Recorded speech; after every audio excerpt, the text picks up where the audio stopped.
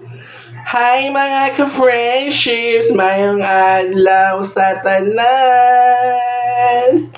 Mga ka-friendships! Kamusta na kayong lahat? And welcome back dito sa ating channel!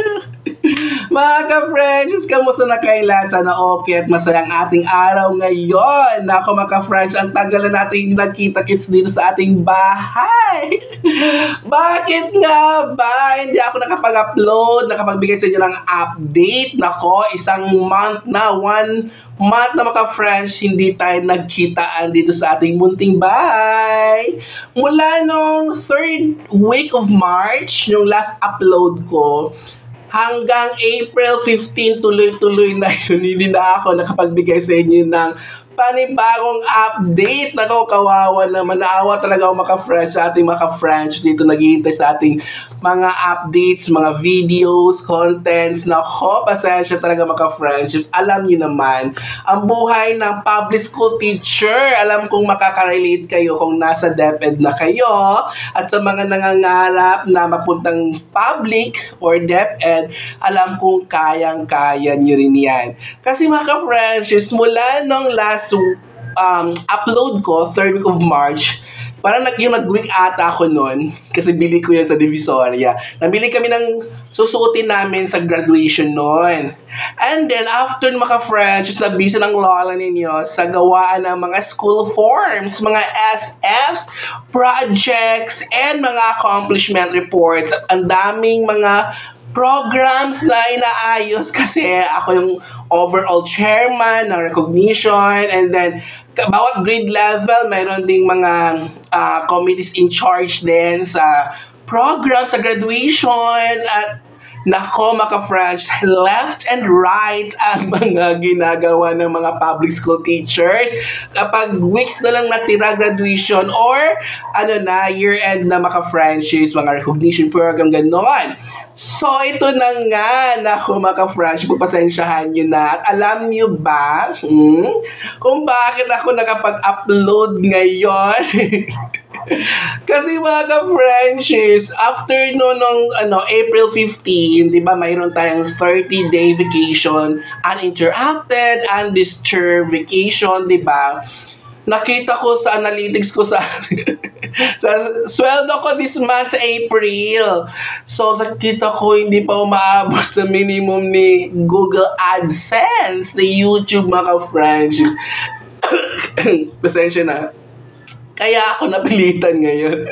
Nasabi ko si Paga ko pa, baka kaya pa na habulin yung minimum ni no Google AdSense. Kasi yung kita ko this month, ay sasahurin yan next month, May, mga friendships. Kasi ako, this month, noong April 21, na-receive ko na yung sahod ko last month, March yon. Kaya ngayon, sabi ko, baka kaya pa. Baka naman mga ka-friendships, huwag niyong skip ang ating mga charo root, mga ads dyan na dumadaan sa ating video. Nako mga ka-friends, laking tulong yan sa aking sasahuri next month dahil hindi pa ako mabot ng minimum. Pero mga friends, alam kong worth it ang inyong ang hindi pag-skip ng ating ads for today's video dahil ang ating pag-uusapan sa ating video ngayon ay mga ka-friendships, isa ka bang master teacher or kaya head teacher, special education teacher, or special science teacher? Mga ka-friendships, diba mayroon tayong career progression. So, yung mga ganun mga friendships ay ma-retitle na po sila. So, yon ang ating content ngayon. Kaya mga friendships, payagan nyo akong basahin din dito kasi sa isang cellphone na yung equivalent position ng mga current position ng mga head teachers, assistant principals, mga friendships, special science teacher, at saka mga SPED teachers. Yes, kasama po silang ma-retitle mga friendships. And then, ang mga current positions ng mga master teachers ngayon, MT1, MT2, MT3 man yan, ay as is yun, hindi yun magagalaw mga ka-friendships kasi ang mareretitle lang po ay yung mga assistant principals, mga head teachers, mga SPED teachers, and special science teachers. Yes. So, mga ka-friendships, payagan ninyo akong basahin ang mga equivalent or retitled positions ng mga yon. Kung isa ka sa mga doon mga ka-friendships, nako, pakinggan mo. Kung ikaw ay isang assistant principal, 3 ang marititle sa iyo na position mga ka-friendship no, ay school principal 2 or kaya master teacher 3. So, pipili ka doon kung gusto mong maging principals, so, to run the school, to manage people, so, mag-principal 2 ka. So, maging position mo ay principal 2. Pero kung gusto mong mag-focus sa mga academics, mentors, di ba, mentorship sa mga teachers, so, doon ka sa master teacher. So, equivalent mo doon ay master teacher 3 mga ka-friendships. At yung SG nyo naman ay SG20, salary grade 20. And then yung assistant school principal 2 at yung head teacher 6. Ang retitled position nun mga ka-friendships ay school principal 1 or kung gusto mo na mag-master teacher 2. And then ang SG level ay 19. Yun. And then, assistant school principal 1, and then head teacher 5, at saka special education teacher 5. Tatlo sila mga friendships, marititled sila sa pagiging master teacher 1.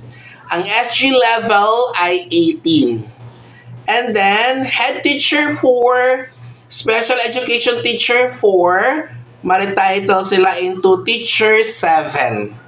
And then, ang SG level or salary grade level ay 17. Ang mga head teachers 3, special education teacher 3, at special science teacher 2 ay mariretitle sila into teacher 6. And then, ang SG level ay 16. Head teacher 2, special education teacher 2, silang dalawa, head teacher 2 at saka SPED teacher 2 ay magiging teacher 5 and then salary grade ay 15. And the next position ay head teacher 1 at saka special education teacher 1. So magiging teacher 4 sila and then salary grade ay 14. And then special science teacher 1, magiging teacher 3 siya, and then ang SG niya ay 13.